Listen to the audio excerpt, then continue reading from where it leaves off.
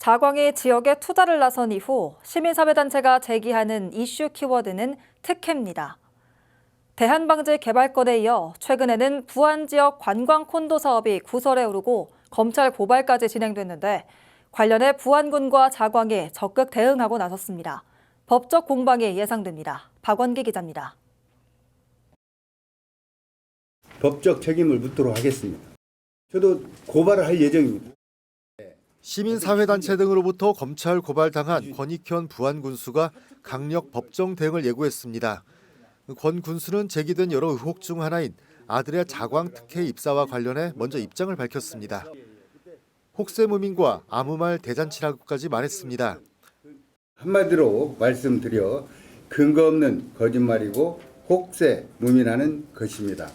먼저 제 아들이 자광에 특혜 채용된 것 아니냐는 의혹이 있습니다. 이것은 한마디로 새빨간 거짓말입니다. 또 아들 입사 이후 자광에 부안 콘도 사업 특혜를 제공하고 있다는 주장도 숨겨진 의도가 있다고 반박했습니다. 선거를 앞둔 정치 공세일 수 있다는 해석입니다.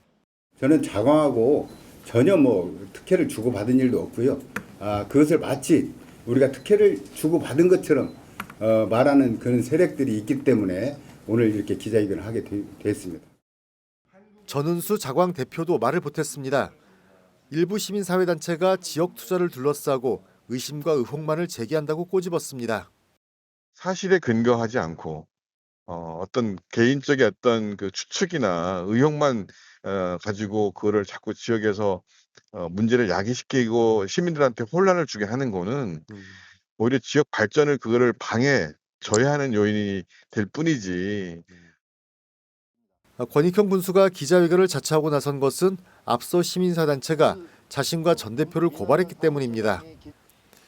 단체는 지난 13일 두 사람 사이 비리 채용과 뇌물수수 의혹이 있다며 검찰이 수사를 철저히 해줄 것을 요청했습니다. 권익현 부안군수와 주 자광홀딩스 대표 전은수와의 군수 아들 비리 채용에 관한 뇌물수수 의혹을 철저하게 수사해야 합니다. 그 의혹의 근거는 권 군수 아들이 자광에서 근무했던 점, 그리고 자광이 지난 2022년 부안 콘도 사업 매매 계약금 26억 원을 전달한 것 외에 중도금과 잔금 238억 원을 지급하지 않고 있다는 겁니다. 부안군 측은 잔금 유예는 공정한 행정 절차로 진행되고 있다는 점을 분명히 했습니다. 또 군수 아들 채용 역시 블라인드 공채로 문제가 없다는 점을 강조했습니다. 양측의 입장이 팽팽히 맞서면서 결국 검찰 수사로 진위가 가려질 것으로 보입니다. 한편 권 군수 기자회견에 대해 시민단체 측은 검찰 수사를 기다리겠다고 밝혔습니다.